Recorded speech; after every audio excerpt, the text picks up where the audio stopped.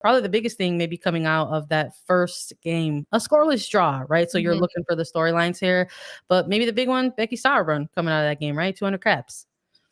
Huge for Becky. You love to see that. Really one of the veterans, the only veterans alongside maybe Kelly O'Hara, on this roster right now for the United States women's national team. Otherwise, it's just a bunch of youngins, a bunch of kids out there. So for Becky to hit 200 caps, that means a lot for her, a lot for all of the players that have played with her. She is only the 12th United States women's national team player to reach 200 caps, and to do so as a defender is a pretty big deal, because if you solidify yourself as a center back, nonetheless, which Becky Sauerbrunn has done, and you can consistently play and stay in that role, you can be there for the longevity of your career if you are consistent enough. Not a lot of players are, but Becky Sauerbrunn is, and she gets her 200th cap. I mean, huge for her. The celebrations, the smiles, even she was like pumped to do that. I think Kelly O'Hara handed her the 200 jersey that she got to wear and have, which is a huge honor, especially coming from a player like Kelly O'Hara, who's around 150 caps. So she's right behind there and been there for a lot of Becky Sauerbrunn's tenure in the center back position. But that was just one of the big news stories surrounding last Thursday's opening game of this SheBelieves Cups for the United States. Yeah, the narrative around this tournament, right, that sort of followed this, the roster, right, entering this tournament was the fact that, like you alluded to, that there are a lot of maybe like I would say like a combo of like, yes, young prospective players, but also like what I've kind of been dubbing them as like next gen players, right? Like this extended pool of players that we've been seeing. We got to see, a first cap.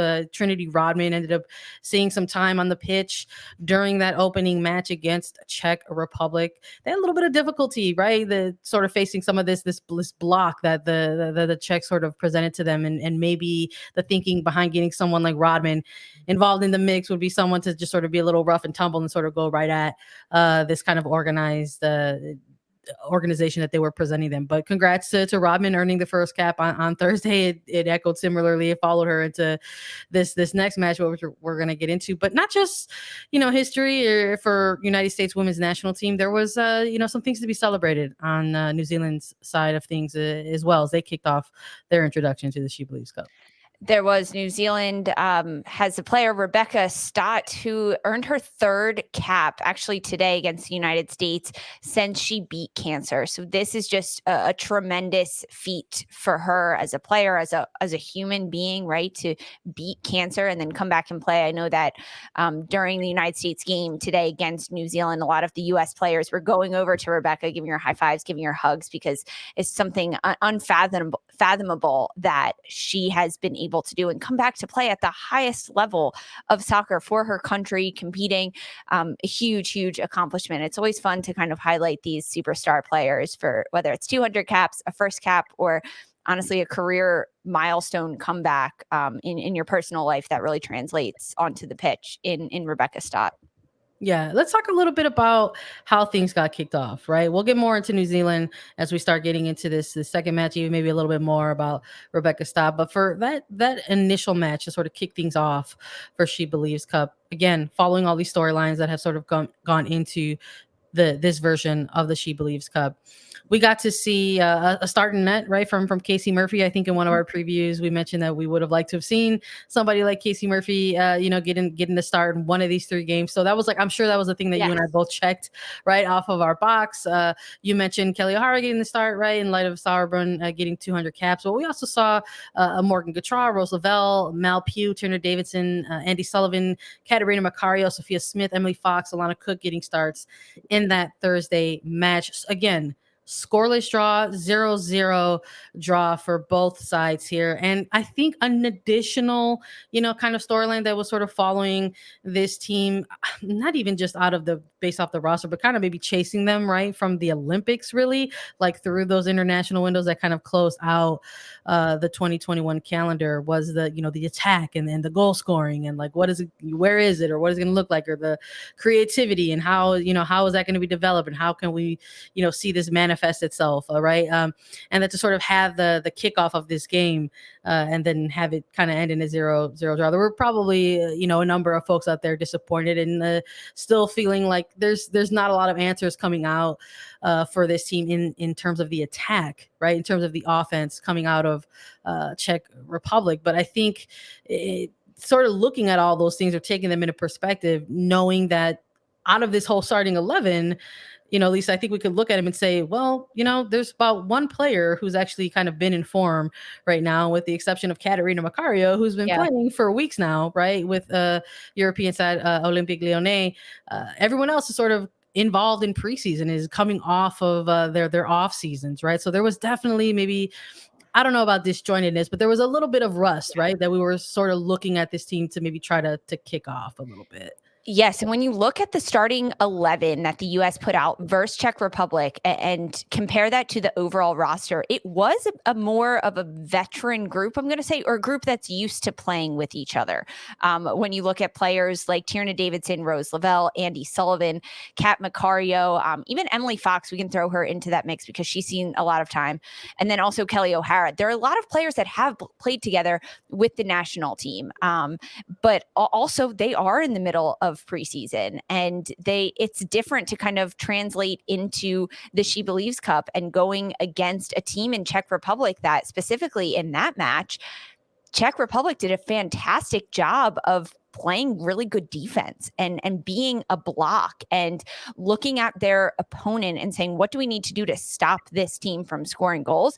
Frankly, like they did that, right? Like, I mean, 0-0 scoreline, it sounds very obvious for me to say. However, when you look at what the United States can traditionally do against a block when they have their veterans, even if I think if we saw a starting lineup that I know these players weren't on the roster, but even an Alex Morgan and Kristen Press, say what you want about them, they know how to break down a block together as a front line.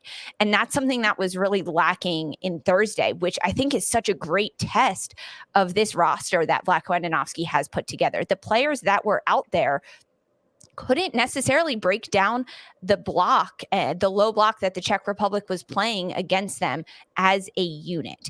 So as a low block, when you have that as a forward, you need to be able to dribble between the lines, dribble at defenders and pull open that block. As a center midfielder, you need to make those overlapping runs. You almost have to play out of position in the front line to do that. And when players don't know each other as well as these players really don't in this sense, it's harder to do that. It's harder to read one another, find out where the ball is going to go, almost play those mind games with your opponents to drive one way and flick the ball out the other way to break down that block. And that wasn't happening with the United States. They couldn't do that.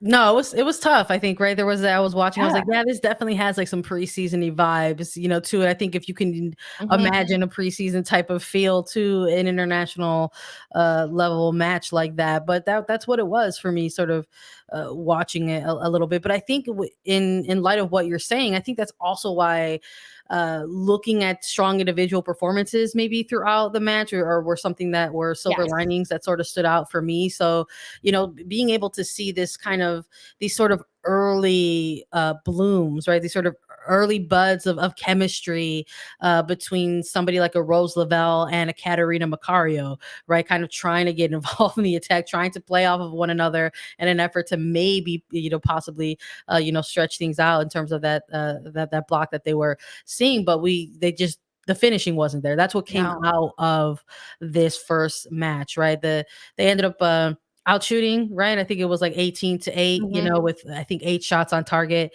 against the Czech Republic. But even with the on target attempts, just nothing able to find the back of the net. It almost comes down to shot selection at that point, because yes, these players can get open and they can shoot with just 2 inches of space and make it go on frame, but is it the best shot that they could have taken? Can they find another pass to connect with the forwards up top to get in behind just a little bit closer, a better angle on goal? So I think it comes down to the shot selection and shot opportunities, because in a game, if you have 20 shots, okay, that's great, but you didn't score any. So were they really that great of shots? So that's at the point where we are. These are the best players in the nation and hopefully in the world. That's their goal, to play on the World Cup, to be a World Cup winning team. And a lot of credit to Czech Republic because they did their homework. They are a very good defensive team. I think in this past few months, Czech Republic tied the Netherlands, who is ranked number 5 in the world, 2 times. It's throughout like the World Cup qualifying series that Czech Republic and the Netherlands have played against each other. So Czech Republic is a very good team defensively, even in the standings in the SheBelieves Cup right now. They're just 3rd place right now. I mean, 3rd out of 4th, but Czech Republic is a good team. And I don't think it takes away necessarily from what the US could do. It honestly just exposes a lot of what needed to change, which frankly, we did see a lot of change transitioning into Sunday's game. Yeah, I think they absolutely. I think there were a lot of unknowns about Czech Republic. I think coming into SheBelieves Cup, I think for like the casual fan, right? But I think maybe what a lot of people learned about them is that even if you're someone of the opinion of like, oh, that's a lower ranked team, and that equates to them not being good, at the very least, we saw that they are a frustrating team, right? To sort of play. So that's a thing that sort of came out of that. And